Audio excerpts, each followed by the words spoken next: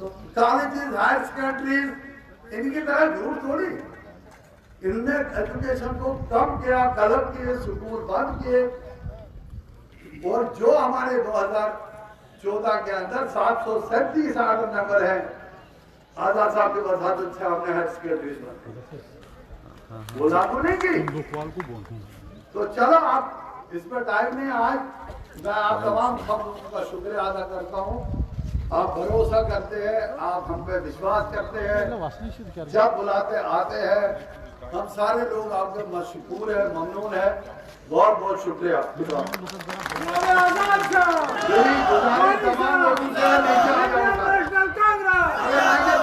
तकरीर करेंगे, अगर आप नीचे नहीं आएंगे। मैं गुजारिश करता हूं जो वर्कर हजरात ऊपर खड़े हैं, खासकर जो पीछे कोने में है, वो मेहरबानी करके नीचे ग्राउंड में आ जाए। और खासकर जो ये आप रास्ते में खड़े हैं मेरे साथी, मेहरबानी करके ग्राउंड के बीच में आ जाइए। और जो पीछे हजरात खड़े हैं, मैं यहाँ से हम देख रहे हैं। अच्छा, बेअमल दिल हो तो जज्बात से क्या होता है, जमीन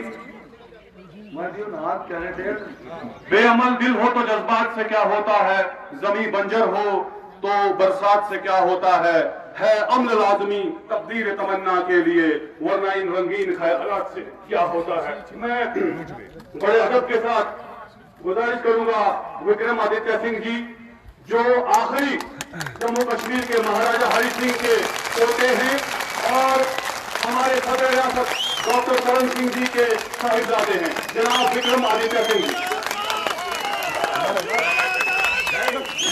इंडियन नेशनल कांग्रेस, इंडियन नेशनल कांग्रेस, जनाब विक्रमादित्य सिंह जी। आजाद साहब, आजाद साहब, आजाद साहब।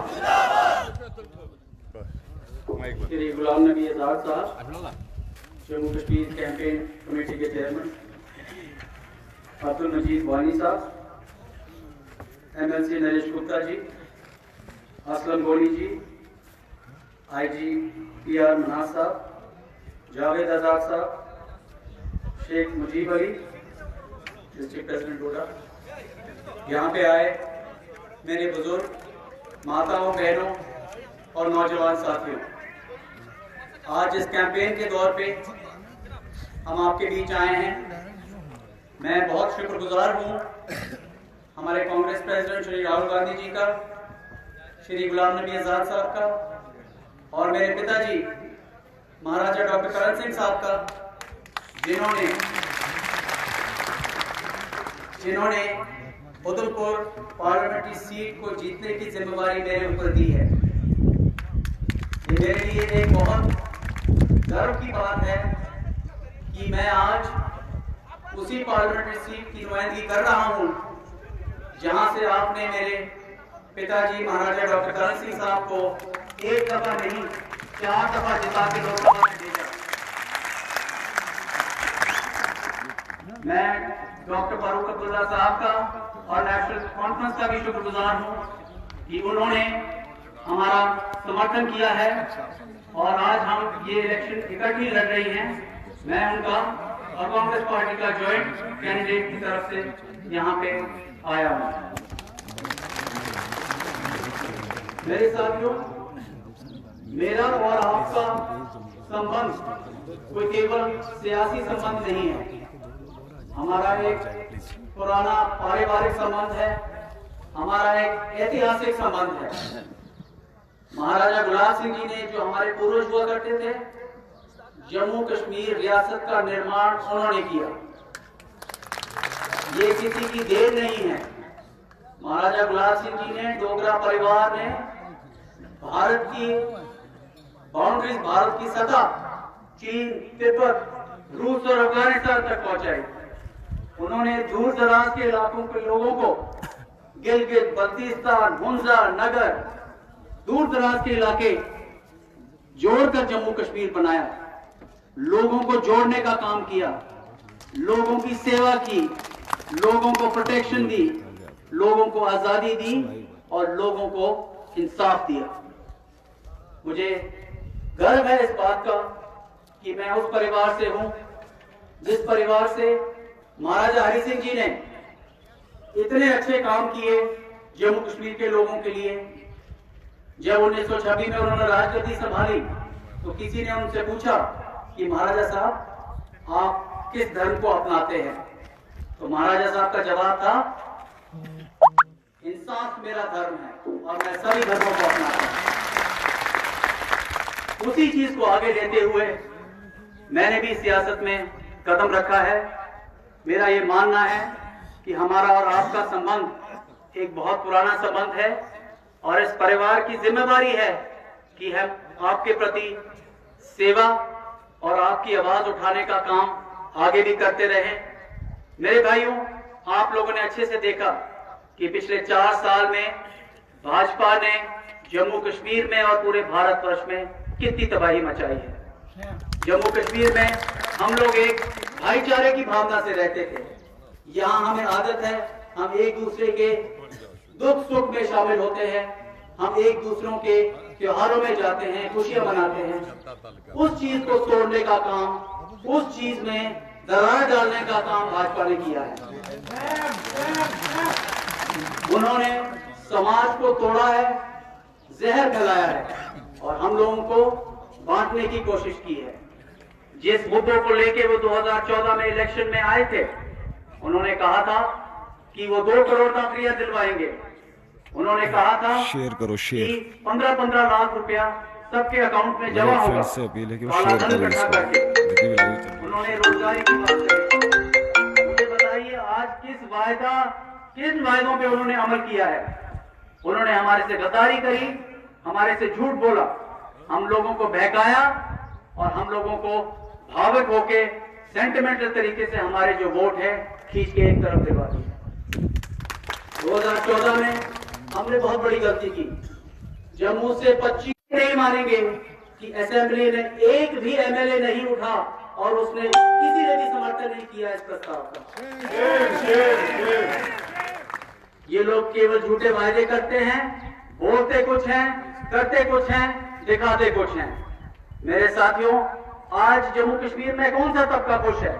आप किसानों की हालत देख लीजिए, आप बेरोजगार नौजवान की हालत देख लीजिए, आप किसी दुकानदार या बिजनेसमैन की हालत देख लीजिए। मैं दूर दराज के पहाड़ी इलाकों से होके आया हूँ, वहां के कंडी इलाकों की आप हालत देख लीजिए। कहीं पे कोई विकास नहीं नजर आता, कोई डेवलपमेंट का काम नहीं नजर आता। जो हमें पेंशन मिलती थी, हमें ओल्ड एज पेंशन मिलती थी, विडो पेंशन मिलती थी, अपाहिज पेंशन मिलती थी, आज वो पेंशन भी नहीं मिल रही है। जो मनरेगा के तहत हमें पेमेंट होती थी, लेबर की पेमेंट होती थी, वो भी बंद कर दिया। जो 60,000 डेली वेजेस थे, उनको भी इन्होंने एक तरफ कर दिया। आज वो भी बेचारे बेरोजगार धक्के खा रहे हैं। क्या काम किया है इन लोगों ने? मेरे साथियों, इस दफा मैं हाथ जोड़कर आप लोगों से निवेदन करता हूं कि आंखें खोलकर वोट दीजिए। अब हम उस बहकावे में नहीं आएंगे। हमने वोटिंग करनी है और भारी तादाद पे वोटिंग कर रही है। मैं आपसे आखिरी में यही अपील करूंगा कि मेरे लिए बहुत खुशी का मौका है कि मैं यहां से पार्लियामेंट्री का उम्मीदवार के तौर पे आपके सामने आया हूं। आज वोट मांगने आया हूं, तो हाथ जोड़ के ही वोट मांगूंगा और आपको पूरा आश्वासन दूंगा कि आप मुझे अगर जिता के भेजेंगे तो आजाद साहब के किए हुए काम, कांग्रेस पार्टी के किए हुए काम, उनको आगे ही बढ़ाने का काम मैं करूंगा। उससे मैं पीछे नहीं हटूंगा। आखिर में मेरे साथियों, 18 तारीख को हमारी पोलिंग है। मेरा आप सबसे निवेदन है कि आप भारी तादाद पे अपने फैमिली मेंबर्स के साथ, अपने रिश्तेदारों के साथ, अपने साथियों को बाहर निकालकर वोट डालिए। हाथ का पंजा कांग्रेस पार्टी का चुनाव चिन्ह है, इसके साथ में लगे हुए बटन को दबा के मुझे जिताइए, ताकि मैं भी जैसे मेरे पूर्वज आपकी सेवा करते आए हैं, मैं भी आने वाले समय में आपकी सेवा करता रहूं। बहुत बहुत शुक्रिया। जय हिंद, जय भारत। बहुत बहुत शुक्रिया। ये थे आपके पार्लियामानी इंतखाब के उम्मीदवार विक्रमादित्य सिंह जी। मैं बड़े अदब के साथ आजाद साहब को दावत देना चाहता हूं, उनकी नजर शेयर करना चाहता हूं कि पलटना झपटना झपट कर पलटना, पलटना झपटना झपट कर पलटना लहू धर्म रखने का है एक बहाना। पुलिसों की दुनिया के दरवेश हो तुम कि शाही बनाता नहीं आशियाना, कि शाही बनाता नहीं आशियाना।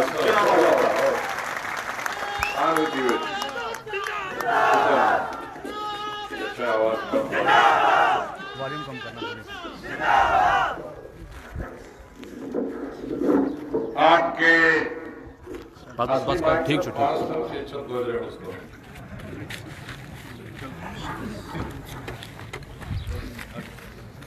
आपके और हम सबके कांग्रेस के उम्मीदवार, नेशनल कॉन्फ्रेंस के उम्मीदवार, पीडीपी के उम्मीदवार, तीनों पार्टियों के उम्मीदवार इस वक्त है। विक्रमादित्य साहिब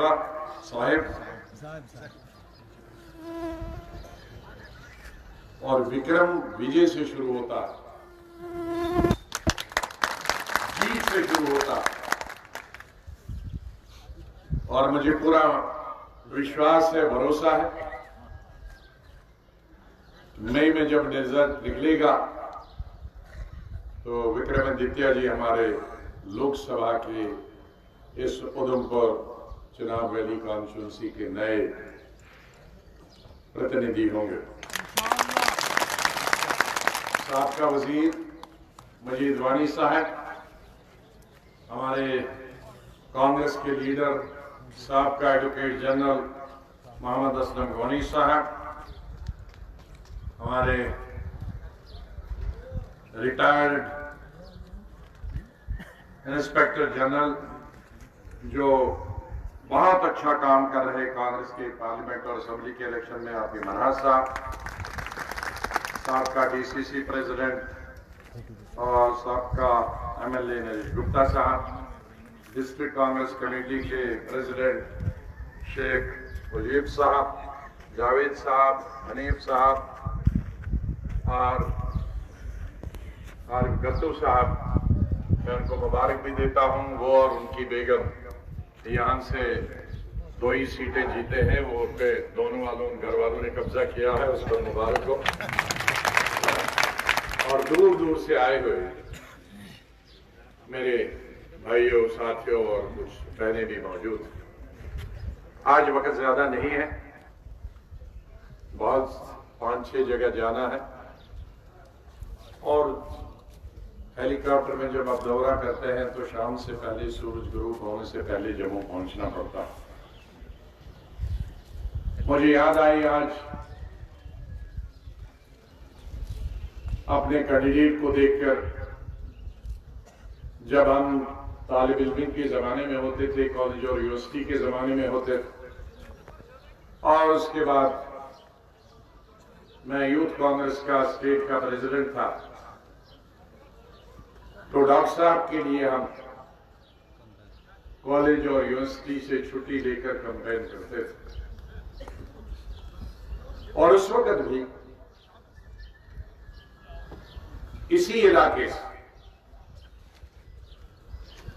जो उस वक्त डिस्ट्रिक्ट डोडा कहलाया जाता था, जिसके अब हमने 3 डिस्ट्रिक्ट बनाए,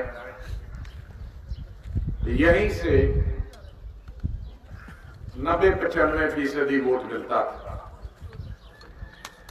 क्योंकि दूसरे इलाकों से, कठुआ उधमपुर से उस वक्त भी जनसंघ का उम्मीदवार होता। तो ये इलाका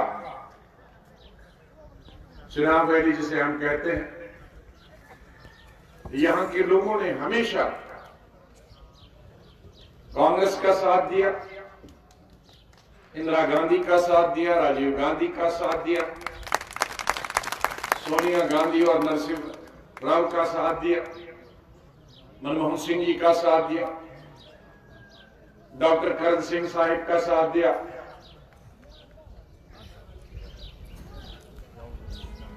और इस तरह मुझे पूरी उम्मीद है, और मेरा साथ दिया बहुत भारी अक्सरियत। मैं आपका शुक्रिया अदा करता हूं।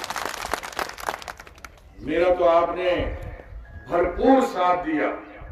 यहां की चिराग वैली से तो कई लाखों की लीड थी, और उस लीड में हिंदू और मुसलमान दोनों शामिल थे।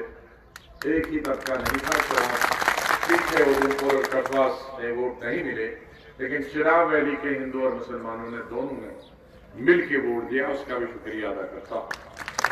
और आज मुझे पूरा विश्वास है, भरोसा कि इस इलेक्शन में भी चिराग वैली के सभी हिंदू और मुसलमान मिलकर कांग्रेस के कैंडिडेट को भारी अक्सरियत से कामयाब बनाए। ये तारीखी इलेक्शन, ये कोई मामूली इलेक्शन नहीं। पिछली दफा 2014 में हिंदुस्तान के अवाम को गुमराह करके उनकी वोट बीजेपी ने हासिल की। लेकिन 5 साल में लोगों ने अब सबक सीख लिया। वो जो धोखा उन्होंने खाया था, वो धोखा न तो यूपी के लोग खाने वाले हैं, नहीं बिहार के लोग वो धोखा खाने वाले हैं। आपने अभी हालिया इलेक्शंस में देखा,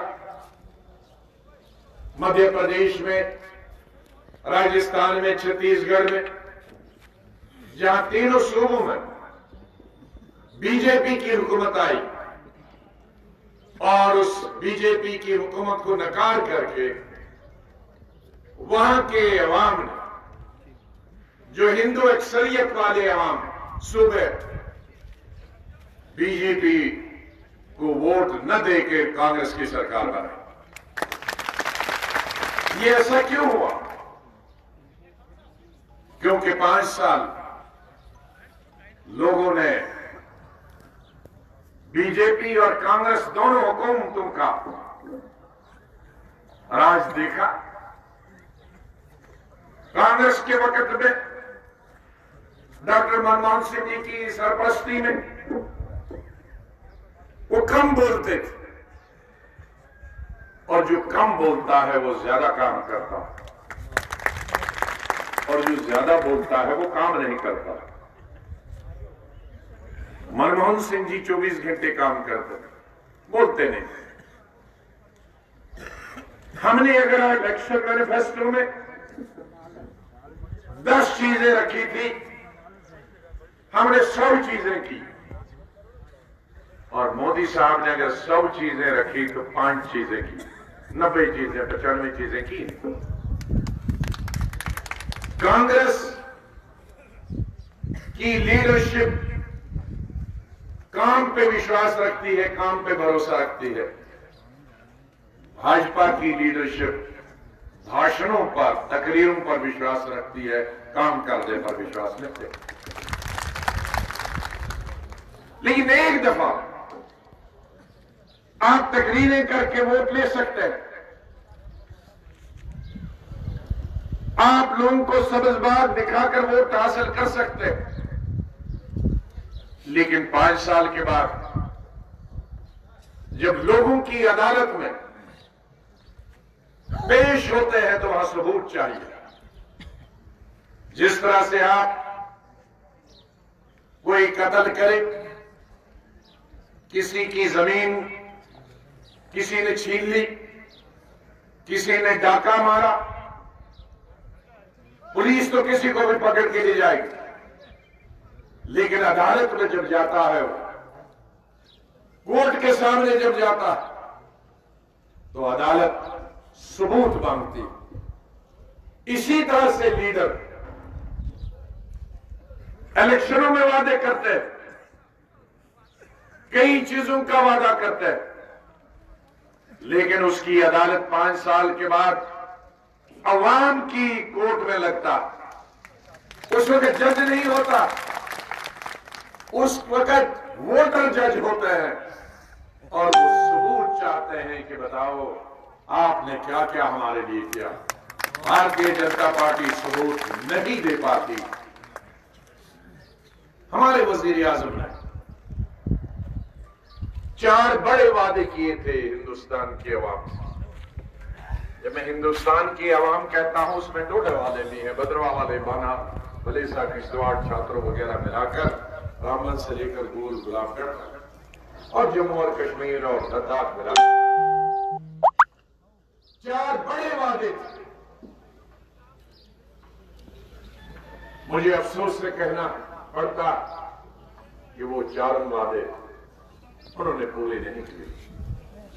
सबसे बड़ा वादा उन्होंने किया था इस मुल्क के किसानों के साथ, क्योंकि हमारी रीढ़ की हड्डी किसान जिंदा है तो हम सब जिंदा, किसान मर गया तो जिंदा नहीं। आज राशन कार्ड, अगर आपका 1 महीने का राशन नहीं मिलेगा तो डोडे वालों का क्या होगा? भाई हमें तो इतनी जमीन है जिसमें सब्जी भी लगाए तो वो भी पूरी नहीं होती। राशन आता है हमारा बड़ी बड़ी सूबों से, जहां जमीन है 1000 कनाल, 2000 कनाल, 4000 कनाल।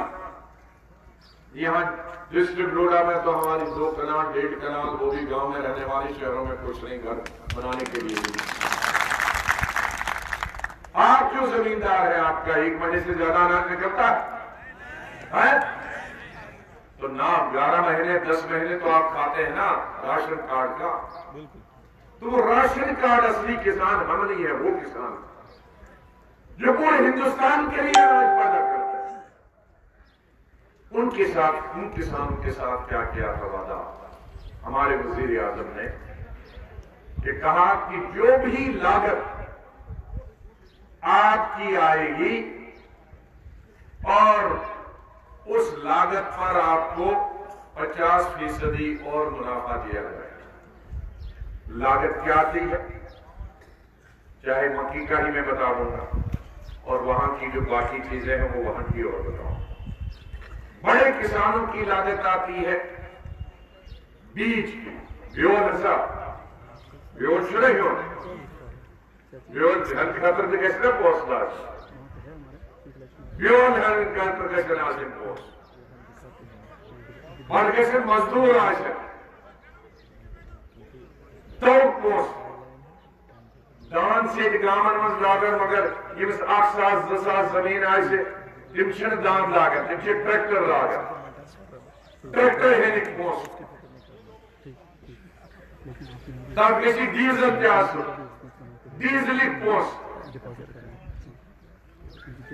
नेबर शुड बाकी स्टेटन मज आप अगर निहर आए तो निहर सो पोस्ट दिवन पेवान किराए तिम पोस्ट न बोर तालाब खनन ट्यूबवेल, ये सह ट्यूबवेल तमन बिजली से सह बिजली पोस्ट ट्यूबवेल खोलने पोस्ट पे फसल लगे तक नेंद हिंद पोस्ट पे यूरिया पोस्ट पे त्योम लगे तेमिन हिंद पोस्ट पे सटन मजदूर लागत मजदूर हिंद पोस्ट पल घर ये फसल निमो तिम पोस्ट मोदी साहब मोन पोस्ट दिम सारी तुम पानी लागत अगर तुम जमीन कनालस पे 2000 खर्चाओ 8000 आप दिमो 2000 तुम वापस बे दिमो 8000 अलावा थोड़ी फिक्र में क्या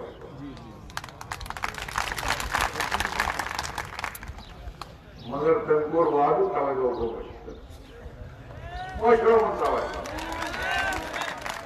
बेटा सास किसानों को खुदकुशी 7,000 किसानों को 5,000 किसानों को खुदकुशी यमन 5 बजे खुदकुशी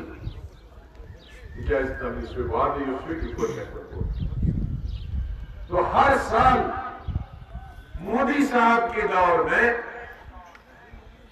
13 से 15,000 लोग किसानों ने खुदकुशियां की। तो ये किसानों को मजबूर किया मोदी साहब के गलत वादे की वजह से, और आज तक कुछ नहीं किया। अब जाके जब 2 महीने इलेक्शन को रहे, उन्होंने कहा कि मैं किसानों को साल में 6,000 रुपए दूंगा। 6 साल आपको नहीं मिला किसी को? अच्छा नहीं, वो 6 बार उनको कहो कि जेब खर्चा रहे, विदेश में जाते हो तो उसकी को $1 देना, हमारी तरफ से उनको दान कर देना जनाब वैली की तरफ। 6 वाले होते हैं रुपए। आज आप मनरेगा में करो काम या जमीन मजदूर करता है तो 15,000 रुपए लेता है, 15,000 महीने का लेता है, वो 6,000। वो दूसरा उन्होंने वादा किया था 10 करोड़ 10 करोड़ नौजवानों को रोजगार देना, और उस 10 करोड़ में अभी तक शायद 8-10 लाख लोगों को रोजगार मिला। तो इस तरह से हमारे नौजवानों के साथ भी ऑटो ड्राइवर। तीसरा वादा उन्होंने किया था हमारी बहनों के साथ, बेटी पढ़ाओ बेटी बचाओ। और पढ़ाने वाला जो महकमा है दिल्ली से, उसमें एक महकमे में ही एक लड़कियों के लिए बैठने का एक ब्रांच है, उसमें मुसलसल पिछले 4 साल से 20% जो पैसा है वो इस्तेमाल नहीं होता। उसे अंग्रेजी में हम कहते हैं लैब्स। तो छोटे मानव गामन कर रहे मगर 2 वो लैब्स मतलब मॉडलियो सुई पाइप के, तो 20% पैसा गया पढ़ाया था। और बेटी बचाओ का तो ये हुआ कि हिंदुस्तान की तारीख में इतनी छोटी बच्चियों के साथ बलात्कार बड़ी गलती हुई। 2 साल 4 साल 6 साल 8 साल की फूल जैसी बच्चियों, 6 महीने की महीनों की सालों की बच्चियों के साथ अस्मत भरी तो न बच्चों को पढ़ा सकी। ये वादा भी झूठा निकला। और चौथा वादा था कि हिंदुस्तान के बाहर पुरानी हुकूमतों ने और बड़े बड़े तिजारत बिजनेस करने वालों ने 12,00,000 करोड़ रुपया रखा है बाहर के बैंकों में। मैं जब बनूंगा तो 1 महीने में वो सारा पैसा लाऊंगा और हिंदुस्तान के हर गरीब के अकाउंट में 15-15 लाख रुपए डाले। किसी के 15 रुपए भी किसी की बैंक अकाउंट में गए। ये चौथा बड़ा वादा था। छोटे वादे तो बहुत हुए, तो लिहाजा जितने भी वो वोट मांगने आते हैं उनको कहो पहले 4 वादे पूरे करो, उसके बाद भाषण करो। वोट नहीं, भाषण पहले ये 4 वादे। अच्छा, हमने क्या किया है 2-3 चीजें मैं बताऊंगा लंबा चौड़ा। आज भी मैंने मैनिफेस्टो रिलीज किया है, कल कांग्रेस प्रेसिडेंट राहुल गांधी ने दिल्ली से किया, आज से क्या वो छपेगा आएगा। लेकिन आपके मकसद के लिए चीजें यह है कि हमने एक नई स्कीम बनाई है गरीब लोग जिसकी आमदनी कुछ नहीं है। हमारे मुल्क में 25 करोड़ ऐसे लोग हैं जिनकी आमदनी 1,000-2,000 आमदनी है महीने की। हमने ये तय किया है कि उनके खाते में साल में, मोदी साहब ने तो खाली किसानों के खाते में साल में 6,000 किया है, हमने 72,000 रुपए हर गरीब जिसकी आमदनी बाद में नारे लगाना जब मैं भाषण पर, जिसकी आमदनी 6,000 से कम है माहवार, उसको 6,000 माहवार उसके खाते में जाएंगे माहवार, और साल के 72,000 रुपए वो शहर का हो, देहात का हो, जमीन वाला हो, बगैर जमीन वाला हो, हिंदू हो, मुसलमान हो, सिख हो, ईसाई, ये हमारी सबसे बड़ी स्कीम है। दूसरी हमने स्कीम बनाई कि 22 लाख जगहें खाली हैं पूरे हिंदुस्तान में, अलग अलग स्टेटों में भी और सेंटर में। वो 22 लाख मुलाजमतें जगहें हम 6 महीने के अंदर भर देंगे। तीसरी कि नए छोटे छोटे इंडस्ट्रियां होंगी, उनमें जो भी इंडस्ट्री, ये मेरी बहनों के लिए खास तौर पर हमारा, उसमें जो भी बहनें, जो भी इंडस्ट्री 30% औरतों को लगाएगा अपने प्राइवेट में, उनको इनकम टैक्स में रियायत दी जाएगी। क्योंकि हम रिजर्वेशन लाएंगे पार्लियामेंट और असेंबली के लिए 33% रिजर्वेशन। चौथी चीज लाएंगे, हम एक ऐसा कानून भी बनाएंगे कि जिसमें ये किस्मत भरी जो होती है उसके लिए अलग एजेंसी छानबीन के लिए लगाएंगे। और गांव के लिए हर पंचायत में 10 लाख पंचायतें हैं हमारे मुल्क में, हर पंचायत में एक आदमी हम मुलाजिम लगाएंगे हर पंचायत में, जो मरकज की जितनी भी स्कीमें हैं और सूबे की जितनी भी स्कीमें हैं उनके बारे में आपको बताएगी और उनमें आपकी मदद करेगी कि किस तरह से उन स्कीमों से फायदा उठा रहा है। और तीसरा, 7वां 8वां, ये जो सेहत मुफ्त होगा, सरकारी अस्पतालों में सब इलाज मुफ्त होगा। आपको तो मेडिकल कॉलेज दिया होगा, तब तक ही मेडिकल कॉलेज भी बनेगा, अस्पताल नहीं दिया है आपको, इस तमाम चीजें हम नए और मजीद अस्पताल खोलेंगे कि हिंदुस्तान के लोगों का सरकारी अस्पताल में तमाम इलाज हो। और अगला एक और पॉइंट, हमारे वक्त में हर गांव में एक आशा वर्कर होती थी, असला आशा वर्कर। अब जो 2500 से ज्यादा बड़ी आबादी वाला गांव होगा उसमें 2-2 आशा वर्कर लगे। ये मोटी मोटी चीज है। और तालीम पहली क्लास से लेकर और 12वीं क्लास तक मुफ्त होगी और कंपलसरी होगी, जरूरी होगी। और जो फॉर्म मांगने के लिए फॉर्म भरते हैं आप, कोई 1000 नौकरी के लिए फॉर्म भरना होता है, 1000 रुपया, 500 रुपया, 2000 रुपया फॉर्म भरने के लिए कोई फीस नहीं होगी। इन्हीं बात के साथ बहुत सारी चीजें मुझे याद नहीं है, बहुत भारी अक्सरियत से जीत के जाने चाहे विक्रमादित्य जी, ताकि मैं तो कई जगह बिजी रहता हूँ पूरे हिंदुस्तान में, विक्रमादित्य जी बिजी रहेंगे इसी कॉन्स्टिट्यूंसी में, क्योंकि ये और आपके दुख और दर्द की आवाज लोकसभा में उठाएंगे और यहाँ स्टेट गवर्नमेंट से आपको इंसाफ दिलाएंगे। जरा दोनों हाथ खड़े करो, दोनों भाई खींच लो भाई, फोटो जितने खींचो विक्रम। पूरे नेशनल कॉन्फ्रेंस का भी बहुत बहुत शुक्रिया अदा करता हूँ, फारूक अब्दुल्ला साहब, उमर अब्दुल्ला साहब का शुक्रिया अदा करता हूँ कि उन्होंने कांग्रेस का कैंडिडेट खड़ा नहीं किया और हमारी पूरी मदद करते हैं। मैं सौरवती साहब का से भी अपील करूंगा कि वो भी पूरी भरपूर मदद हमारी इस इलेक्शन में कर देंगे। मैं पीडीपी का भी शुक्रिया अदा करता हूं कि उन्होंने भी यहाँ से कोई कैंडिडेट खड़ा नहीं किया। बहुत बहुत शुक्रिया।